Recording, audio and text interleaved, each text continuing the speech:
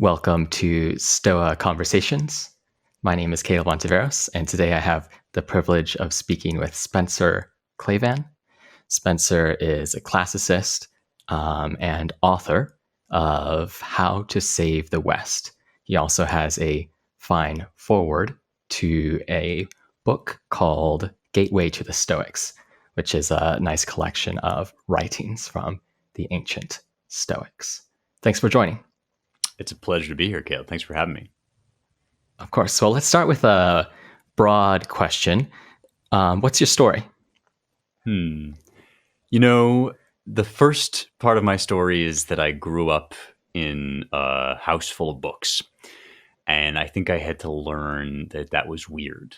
Like, it never occurred to me that most kids weren't so lucky as to be surrounded just by these beautiful bookshelves, And I say that because some of my earliest memories are from ranging around my parents' house. I grew up in London, so I guess our apartment at the time, and just kind of pulling things off the shelves. And I think that what that taught me very early on is that to be surrounded by books is to be surrounded by friends. I think as I went out into the world, I realized that a lot of people don't think of old texts as friends. They think of them as challenges, as kind of forbidding objects, as symbols of all kinds of evil hierarchies and exclusive power structures. But in fact, I knew from just my heart that none of that was true. I knew that between the covers of an old book is another mind. And it's most of this stuff that we're here to talk about today, the Stoics, as a primary example, actually. These are not there to furnish material for PhD theses. These are not like fodder for eggheads like me to write complicated essays about. They're actually good faith efforts from the heart to wrestle with what it means to be human and how to be good at being human. And that's been the greatest source of comfort and companionship really in my life ever since. My career is an academic career, but it's also quite intensely personal in that way, and always has been. So now that I've ended up doing things like this, podcasts, writing books, kind of existing out in the crazy social media world, that does kind of remain my North Star, is that I think people are really hungry at the moment for some sort of richer food than the news cycle can give them. And that is what I think we can get out of the great books and what I try to offer. Right. Was there a point, so you were on the academic path for a while, was there a point where you knew you might, enter the public square, enter this social media realm, as it were, or was it always a plan to study the great books while you can and then escape while you can as well? Huh. Yeah, it's like get out before it's too late. No, right. It's funny because actually grad school, in some senses, was a bit of a detour for me. I didn't set out to get a PhD. I thought that I wanted to be an actor, and in college, I double majored in theater and in classics, and it was the theater that really spoke to me as, wow, wouldn't it be cool to go to New York and be on Broadway, or try to be on Broadway, And I spent a lot of time, a lot of energy doing that. There's still a lot from that training that kind of sticks with me. But something that I realized actually right before my senior year was that even though I loved being on stage, loved acting, singing, whatever, I didn't actually love the process, the boring parts, the grind, the hanging lights, memorizing lines. I was happy to do that because it meant that on the other end, I would be on stage. But in itself, it wasn't a great delight to me. And, Aristotle and other ancient philosophers talk about intrinsic joys versus extrinsic joys, or intrinsic rewards versus extrinsic rewards. That if you're doing something for the purpose of something else, that's not quite as high, as elevated, as excellent as something that is its own reward, that is itself the good of itself. And that's what I kind of realized about scholarship when I was in that, sort of pivotal year, was that I even liked just sitting, what the Germans call Sitzfleisch, which is basically parking your butt in a seat and reading. Even if it never goes anywhere, even if you kind of can't get published or whatever, that in itself was a delight to me. And so that's when I kind of decided that I should keep that up, at least for a little longer. But it was never with the certainty that what I wanted was to go be a professor or to do whatever. It was kind of more like, let's follow that bliss as far as it goes. And I fell deeply, deeply in love with Oxford, where I went to do my PhD, and with the subject that I was working on, which was ancient Greek music. But at a certain point, I did start to feel again as if the particular thing that I am, the key that I am, or the piece of the puzzle that I am, fit best into kind of a more public facing world. And so, nothing good is ever lost, right? Nothing that is given to God is ever lost. And so ultimately, I think a lot of that theater training, a lot of that just relational stuff from my earlier work did come back, and it informs in a big way the stuff that I still do. But I think it was more about, at every point, it was about following bliss. That's the great Joseph Conrad line, or Joseph Campbell, excuse me, is just about the next step in front of you is the one that feels like your deep joy is meeting the world's deep hunger. And that distinction between intrinsic and extrinsic goods was kind of what led me along the way. Yeah, that's interesting. I suppose mentioning Joseph Campbell just brings to mind the fact that the hero doesn't have a clear career plan, right? And often they're not trying to, have the dark night of the soul at this period of time and then reemerge, conquer the beast, what have you, some other time. Yeah, that's one of the kind of core elements, I think, of the hero's journey, is that it's given from without rather than determined from within. And I think we're all in that position to a certain extent, even no matter what role work plays in our lives, because, I'm speaking now as somebody whose career and whose kind of life journey or trajectory are very, very tightly aligned. There's not a lot of daylight or space between what I love and what I do, which is a great blessing. But I don't think that's the only way to determine your path in life. I think it's actually noble and good, even though we don't have as much of a cultural space for this anymore. But it used to be kind of taken for granted that a lot of people went to work so that they could live, not as their life. And in some sense, that takes the burden off of your work to a certain extent. If you think of yourself as a hero on a hero's journey, but that journey might not be identical with your career, then decisions about where to work kind of become a little bit less dire, a little bit less catastrophic. And sometimes I find that's a helpful way to think, is like, you have a telos, you have a goal. There's no question. Everybody does. You have a path that you are on. But the next step on that path doesn't necessarily have anything to do with your work. It might not. No, absolutely. I think that's a great point. The Stoic Epictetus talks a lot about role ethics. I think if we think about that today, a career is one of the roles, but what that looks like is going to depend on who you are, what your talents are, what your social relations are, and what community you're in, and a myriad of other different factors. And the degree to which it's an important role or not in your life will change over time and be quite different between different persons as well. Absolutely. I mean, I think the Stoic concept of oikeiosis, which is a word that sort of has to do with home, where you're at home, but also can translate into sort of a fittingness or a rightness and an appropriateness. I think this is a really powerful concept. And one way that it's powerful is it helps us to think about ourselves as more than just kind of pure products of arbitrary choice, which is one sickness of modernity, I think, is to represent people to themselves as these just kind of fully liberated beings that you can do whatever you want, whenever you want, wherever you want. And that's actually quite paralyzing because it's really hard. Like, we want so many things at so many different times. Plato represents desire as a many-headed monster. Like, we're always pulled in a million different directions. And so asking for yourself what is appropriate in a given relationship, like what kind of role am I filling, what kind of archetype even am I aspiring toward, can be really liberating in some sense. Not that you have to treat that like a straitjacket, not that every husband looks the same as every other, or every father looks the same as every other, but just that the position you find yourself in relationship to others imposes certain obligations on you, and that's a good thing. That's like guidance. Mm-hmm. That's part of your how you discern your path forward.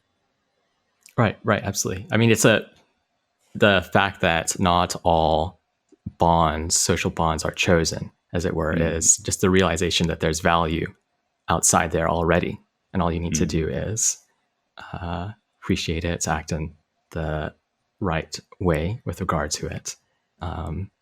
You don't need to, say, choose between some menu of hundreds of different items. It's already there.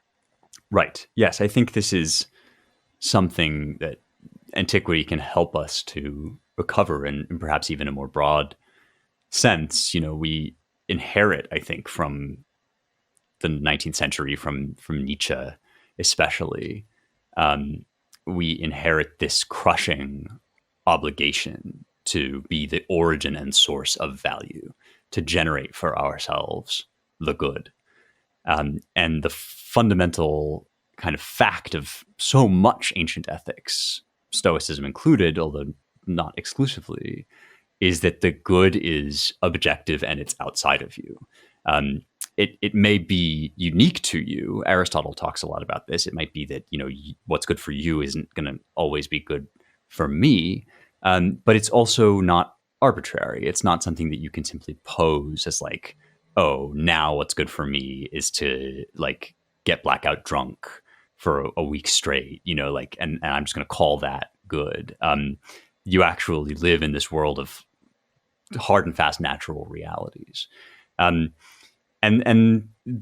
to me, this is the only way that like we can meaningfully speak of virtue, and in turn, virtue is the only way that we can meaningfully seek joy rather than simple pleasure or happiness. Right? When your joy is in alignment with things that are objectively good, or I should say, when you take pleasure in things that are objectively good, then you know joy, even if you suffer greatly, even if you have to strive and struggle. Something as simple as like when you wake up in the morning, asking yourself the question, like, why am I getting out of bed? What's the good on the other end of that action? And can I learn to delight in it? Like, not kind of losing that crucial element of like your personal delight in the good is the capstone of ethics. Like, it's not simply that you need to do what is right, that you need to love what is right. And this is actually, I think, a much more successful way to motivate yourself as well. Not like, oh, I'm giving up all these fun things, all these tasty pleasures, but actually I'm seeking something that is more richly satisfying. So I'm giving up like sleep, another hour of sleep.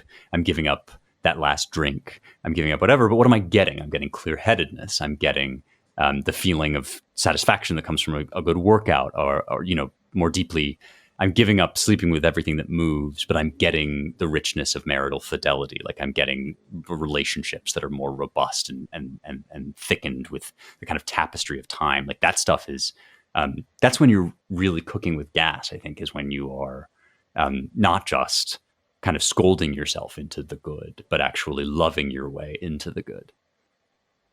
Right. The Stoics saw virtue as knowledge. So if you're in the position where, you feel like you have some outer imposed obligation, you're doing it because you ought to, but you don't want to, the Stoic view would be there's some feature of that situation where if you really ought to do it, maybe you aren't seeing it clearly, you aren't seeing it from the right standpoints, because if you could, then it would be motivating in and of itself. And they suggest a number of different exercises for doing that, or different maxims for coming to see why the virtuous actions would bring joy.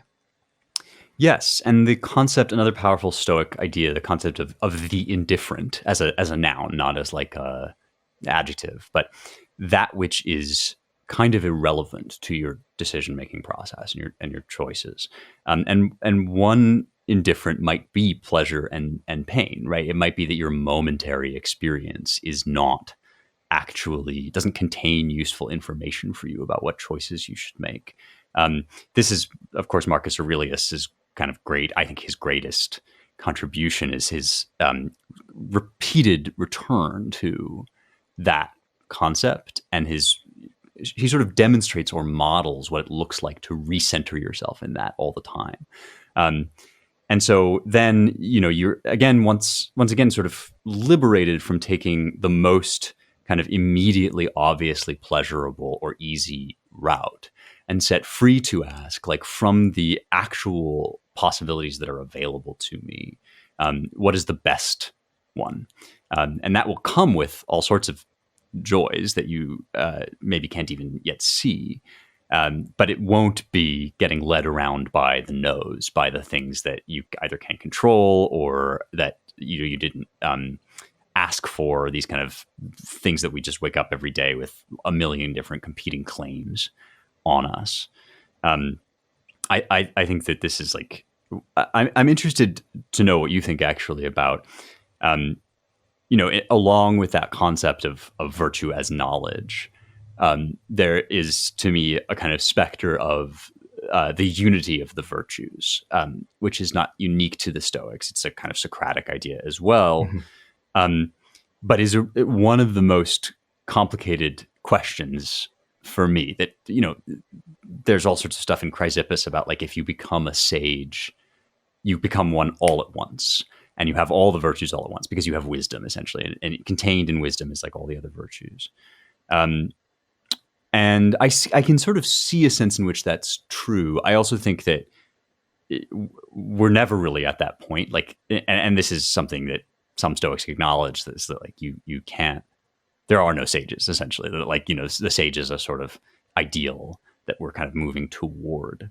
But I wonder whether, for you, that's a helpful way of thinking about things, that actually this is all the good, all the virtue, all the knowledge is all one thing. Yeah, I'd say I think that's helpful, and it's so the this was a Socratic idea. This idea that, which of course but for the sake of our listeners, that virtue is unitary, and one reason, at any rate, why people would say this is that in what sense is someone who does something brave but reckless or stupid doing anything virtuous? And eventually the Stoics came to the thought that virtue required knowledge. And if it requires knowledge, there's no sense in sort of breaking up different kinds of knowledge. Virtue is merely the exercise of knowledge. And maybe you can talk about courage, that's knowing what to avoid. Justice, that's knowing what others are owed. But there's no deep distinction between different kinds of virtues. And hence, when you, say, admire someone for being brave, standing up against fear, it really matters. Were they doing that for the right reasons at the right time? And if so, you're going to bring into all the other virtues to bear into that judgment. So I think that's useful for me.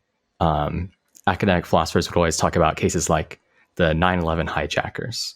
Were they courageous?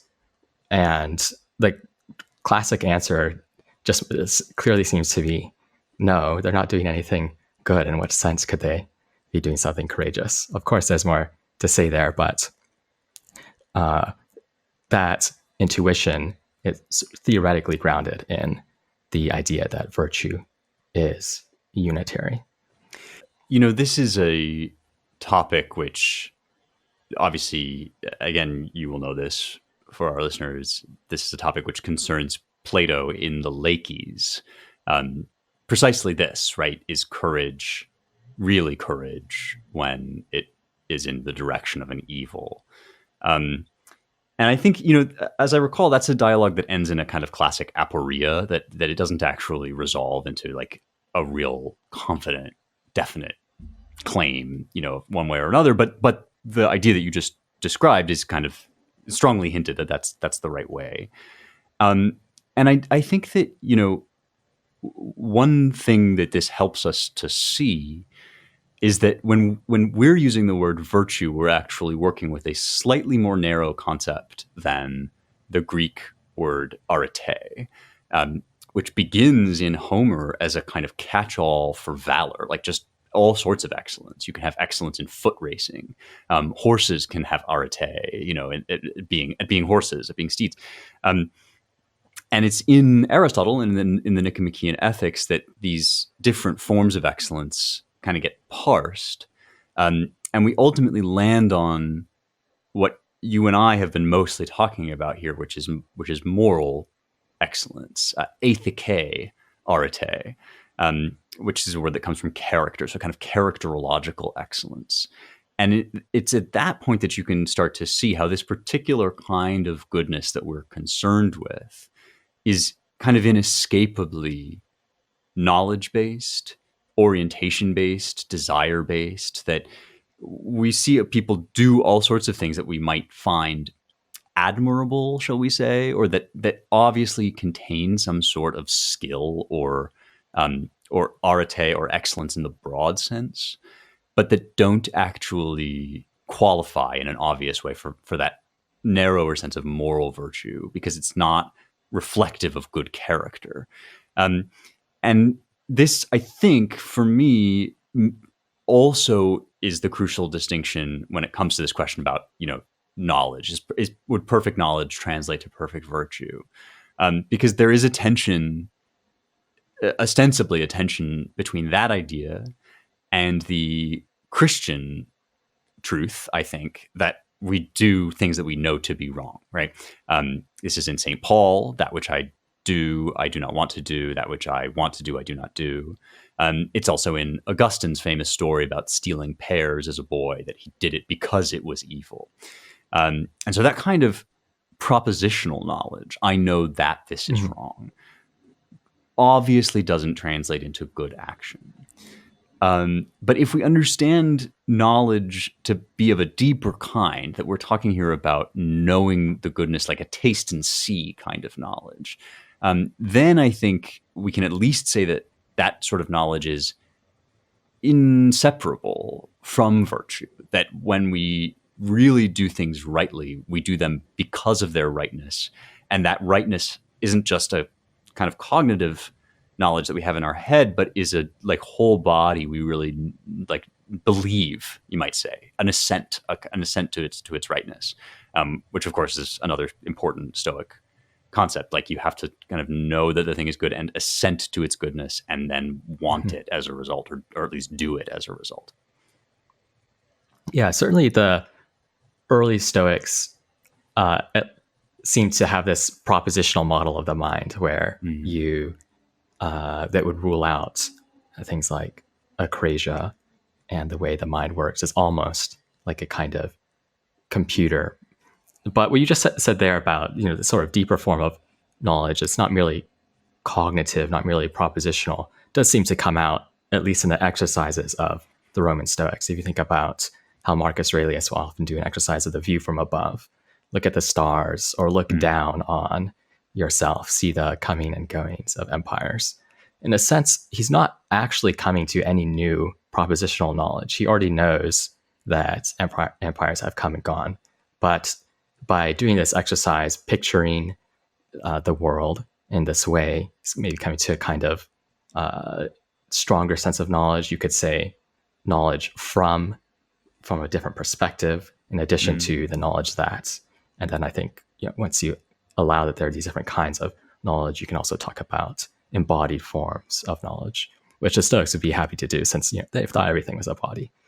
Right, exactly. It's all soma. It's all corporeal. I mean, that is a great point. That it kind of implied by Aurelius's exercises is an awareness that propositional knowledge of the purely cognitive kind is really not enough somehow to translate into action. And almost the premise of the whole Meditations is that that's true, because one of my favorite aspects of the book is how constantly frustrated he is with himself. I think I mentioned in the introduction to Gateway to the Stoics that as I was doing my research, I started kind of ferreting around in r/Stoicism, which is the Reddit board that talks about Stoicism. Huge Reddit board, like 500,000 followers. And I came across this post that was quite popular that said something like, "I can't believe I failed at Stoicism again." And I thought, wow, it's Marcus Aurelius come to life. Like that's kind of the thesis statement of the entire Meditations. The Greek title, ta eis he auton, the things that he says to himself to kind of spur himself into right action. And so maybe it's possible to square this circle if we think that even embodied knowledge has a kind of implicit propositional content, that you might say my head knows that courage is good. My head knows that discipline is good. My gut doesn't yet know that. And what would it look like for your gut to know that? Well, it wouldn't look like your gut saying to itself, this is good, but it would look like the corresponding kind of sentiments aroused in you that would only be aroused if this thing were good. All of this kind of brings me to thinking, I guess, about the parts of the soul, right? Because from Plato on through to Aristotle, you have this tripartite model, or even more than tripartite model, which does place propositional logic, reason, logos at the head in the kind of ruling part, but acknowledges that the head needs to somehow communicate what it knows in an effective way to the gut, to the appetitive soul, so that the desires we follow can be the right ones and the ones we suppress can be the right ones to suppress. And the kind of communicator in between thought and desire, or head and gut, is the thumos, is the heart, the spirited part, which partakes in reason, but isn't exclusively rational, so that it can serve as that kind of mediator in between the two. And I think this is kind of great to think of ourselves as having a little translator from propositional logic into appetite, desire, self-control, and so forth. That which is voluntary, to haikusion. That it's not so much that our embodied knowledge isn't propositional. It's just that the propositions aren't coming from the body; they're coming from the mind down, or something like that. Yeah. That's interesting. So the Stoics, of course, thought the mind was unitary too. So yes. They weren't a huge fan of this picture of the mind. But I think what we're sort of circling around is that in order to make the Stoic picture work, what the Stoics needed to do is say that this strong dichotomy between reason, different forms of passion, desire is in fact an illusion. And so if you think about reason purely as some sort of propositional, computational type thing, you might be missing what is in fact going on. So I suppose there's one way of making sense of the Stoic picture is to say that yes, the mind is unified, but when we think about a heightened state of passion, there is reason there, and that should cause us to change our picture of what reason is. It's not merely some kind of symbolic way of thought, but rather symbols are just one way of expressing reasoning. And by the way, that conception is not alien to Aristotle, this idea that we may talk about parts or aspects, but by that we don't mean to draw a real dividing line that cuts to the bone of reality. In fact, we're closer to talking about dunames, right, to capacities or powers. And there's an analog, interestingly, I've never quite thought of it this way, but in Diogenes Laertius, we do get this description of Stoic theology, which tells us that for Stoics, there's really kind of only one God. There's Zeus, or the Logos or the Pneuma or whatever, but that he's called by many names in his various capacities, in his various aspects. And those names include like Hera, Athena, that these are actually all, and there are like funny little etymological derivations of why those names get applied to those aspects of the Godhead.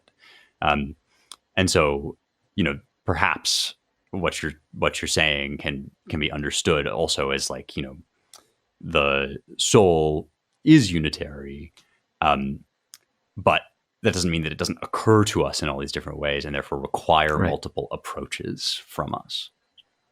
Right. Yeah, absolutely. We need different ways to speak about it, and dividing into different parts can be a useful way to do that. Absolutely. Well, when we save the West, what are we saving? Moving on to your work on how to save the West, of course. Oh, sure. That is a great question. I think first and foremost, we are preserving or carrying forth a tradition. And that's not simply an act of regurgitation, although it does involve a fair amount of, reading and learning. But it's also an act of continuation and embodiment. So when I talk about the West with a capital W, I'm talking about Athens and Jerusalem, these two sort of great streams of tradition, of thought, of conversation. And you and I have spent our time so far together almost exclusively in Athens, as it were, in the kind of spiritual Athens. Not, Athens is not restricted to just that city-state during antiquity, but stands in for the whole panoply of kind of pagan philosophers and statesmen that we know of and whose words and works are passed down to us. And doing what we've just done, which is sort of seeking wisdom, seeking understanding, seeking to parse out and adjudicate between the different views in that great conversation. That's a big part of being part of the West, of inheriting the West. But we did touch on also the kind of, I like to think of it as a complementary, although some people would say it's a contradictory tradition, which comes from Jerusalem. And that's when we're talking about St. Paul and we're talking about Augustine. We're really reaching back into the heart of kind of monotheism in the Near East, beginning with Jewish scripture and wisdom literature, and then passing through Christianity into the Roman Empire, across the world, building Europe.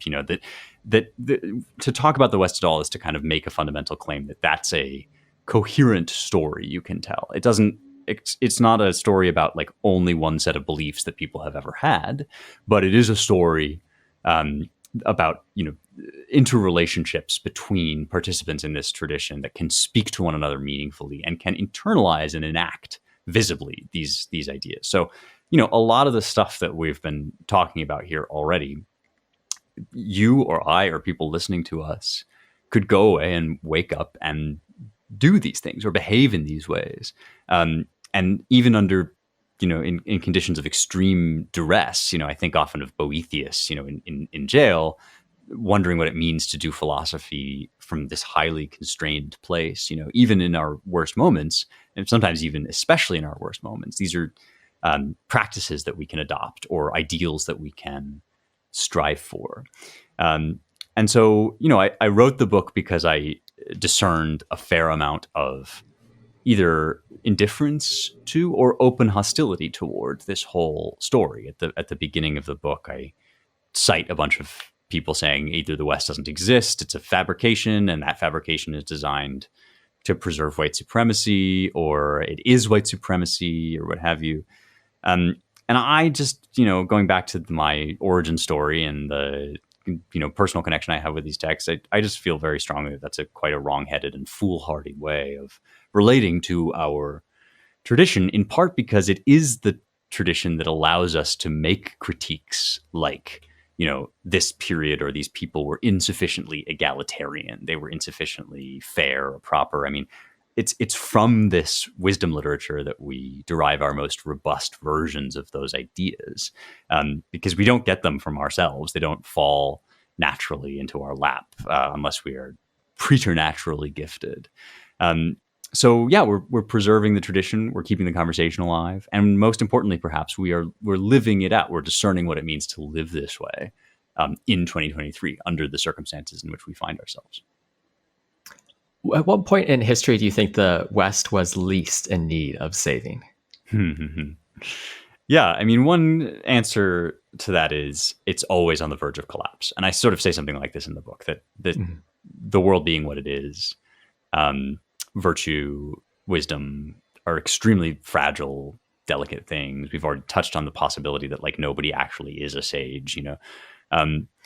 But I think that you can point to certain, you know, European nations at their height, or even nations of antiquity. I mean, I would say Athens in the 5th century BC is a civilization which, you know, you might say that it hasn't yet, the West isn't yet fully born because Athens and Jerusalem have yet to meet one another.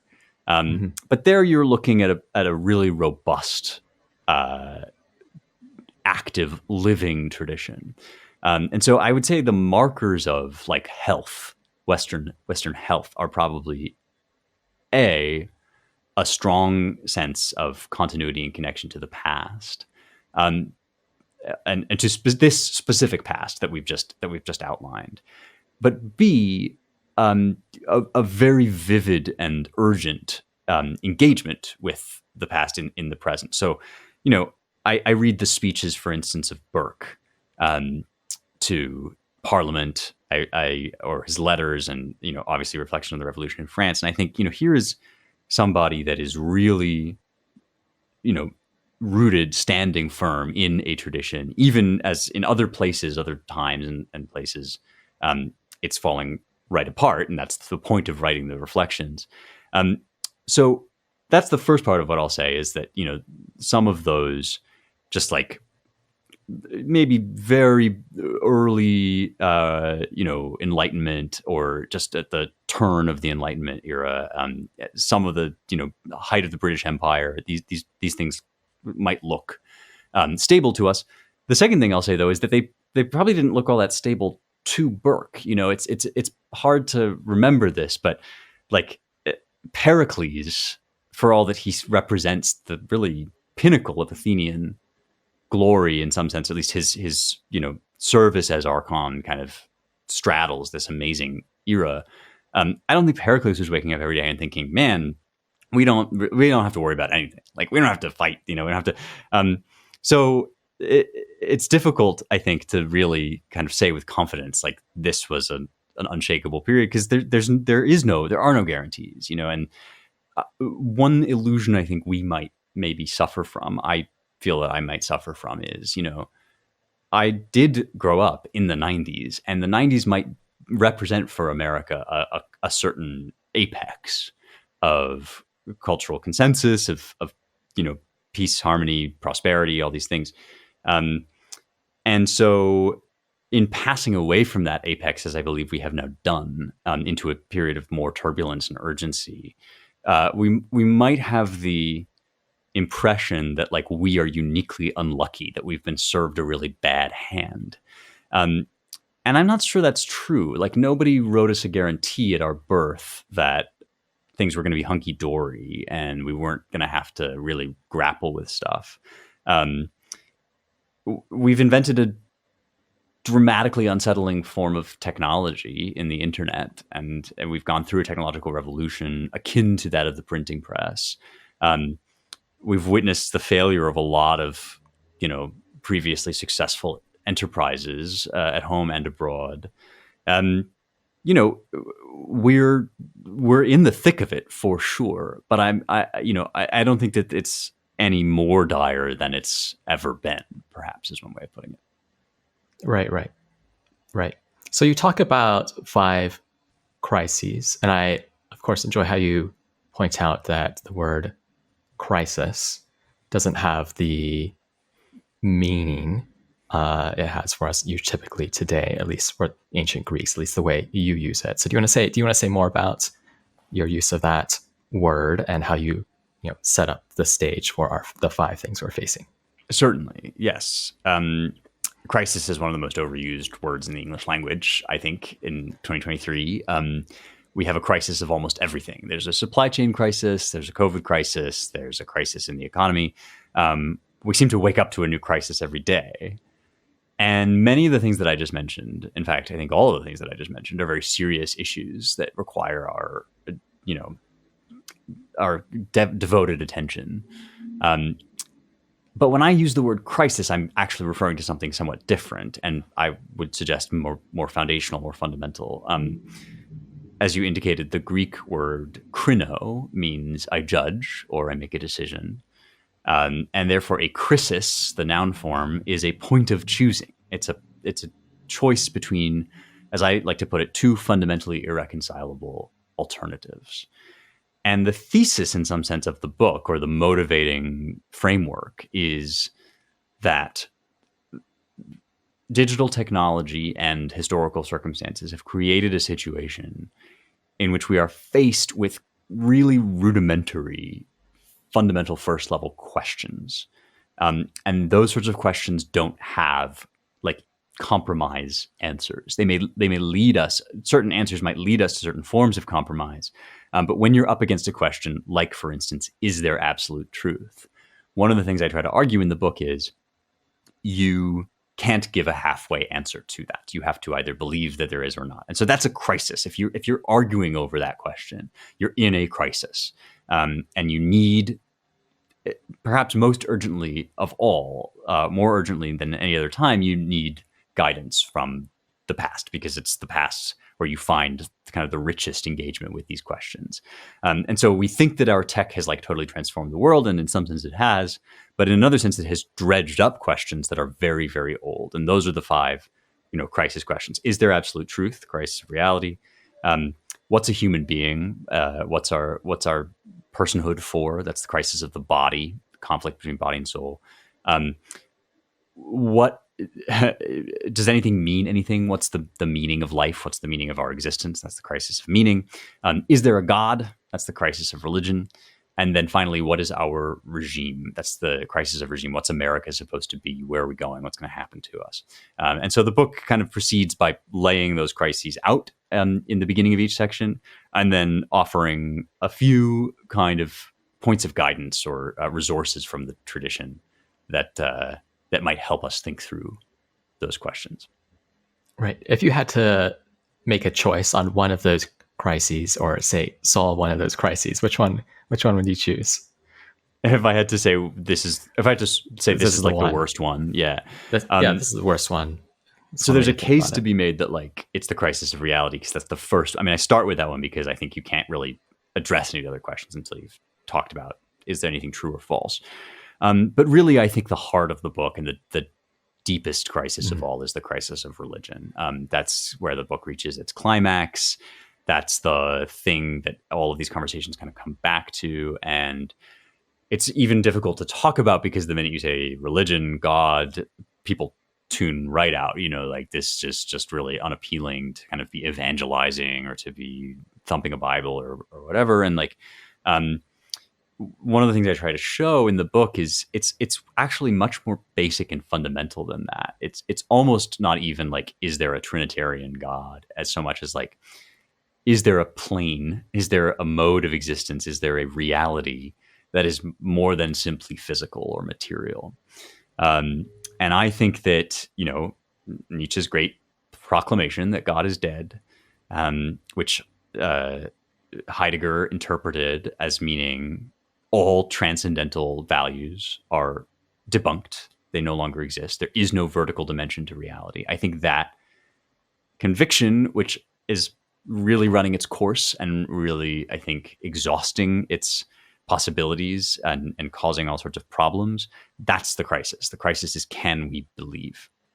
Right. Yeah, there's a debate in the modern Stoic community about the role of God, of course, and in the philosophy. And on one hand, you have what's often termed traditional Stoics, who tend to think that you can not remove God from the picture without seriously damaging the system or perhaps misunderstanding the system. And then on the other side, you have many modern Stoics, which is probably the dominant form. Many people will encounter Stoicism through what sometimes is called modern Stoicism, I suppose, and this is much more focused on the ethics. One, in order to live a good life, be virtuous at its best, and that's all that's required for happiness, without having this picture of God. So how do you think about these two different kinds of Stoicism? Do you think either of them would be a solution, as it were, to the problem of religion or one of these other crises?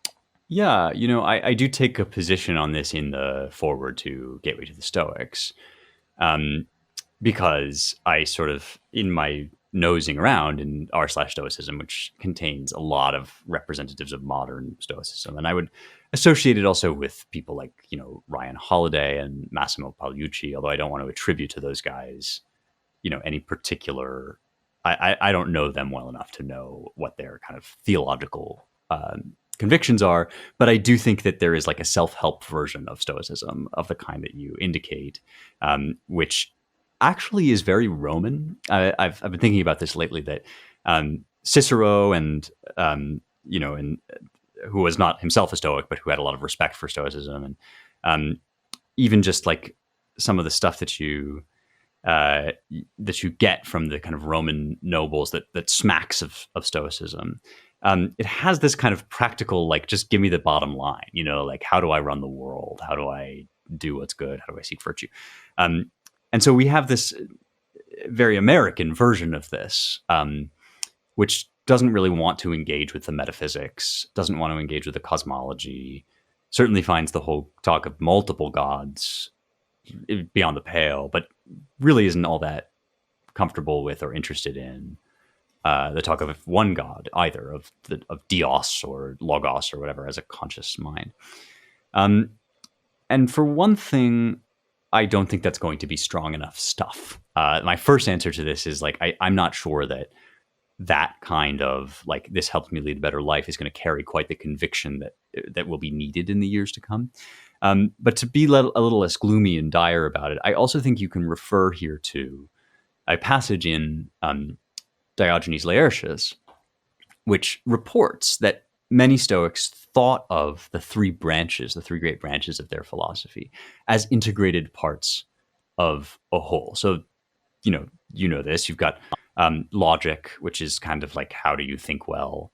Ethics, how do you live well? And then physics, or cosmology, which refers to all this stuff, like, what is the thin, subtle flame that runs through all of existence and orders it? And how is pneuma and pure and logos? How are these all intertwined? And, like, it seems to me that ancient Stoics didn't really think that you could untangle these three modes of thought.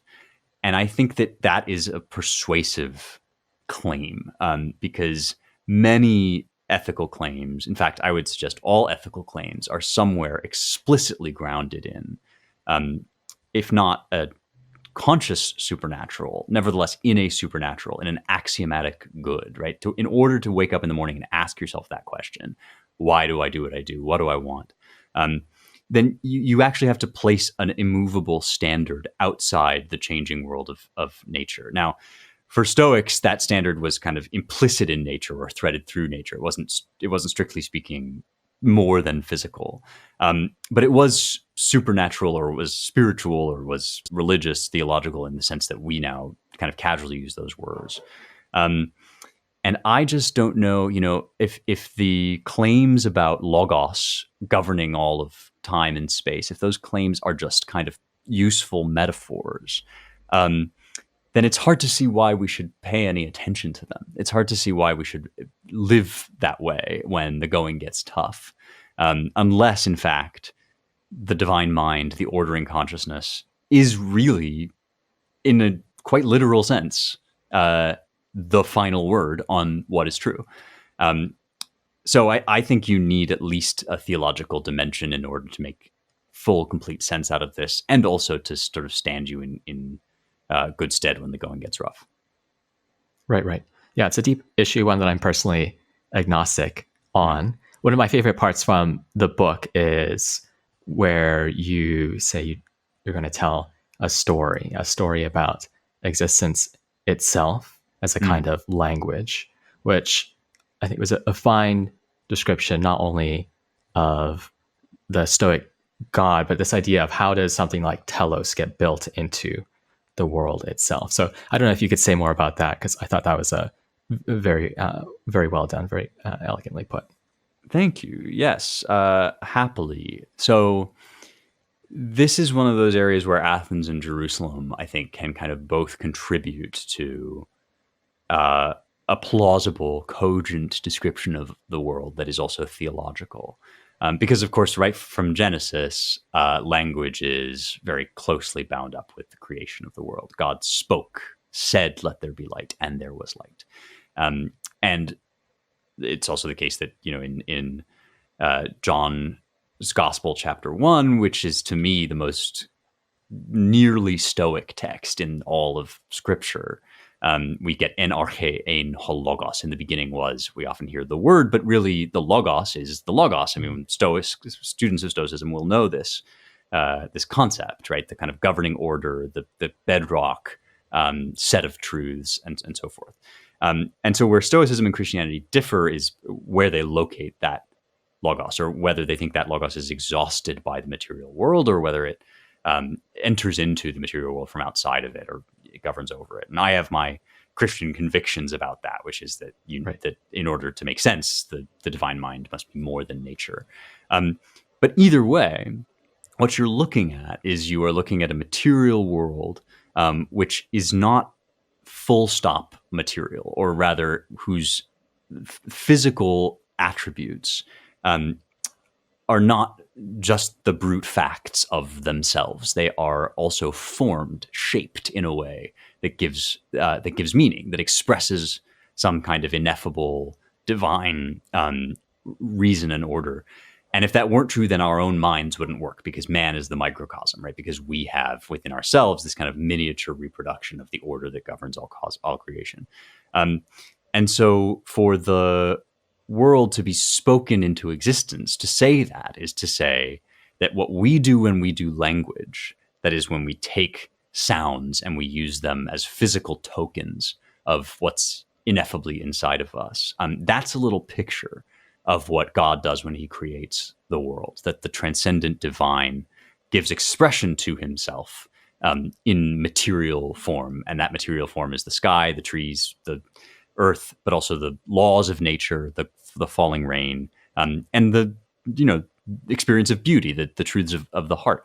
And this is to be found also in the Psalms, that his raiment is the sky, his footstool is the earth, right? That these are not simply themselves, these just objects, but that they are actual kind of clothing or modes of expression for God. And I think that's to me one of the most profound kind of insights of Christian theology that can also be made to at least harmonize with some of what's said in Stoicism.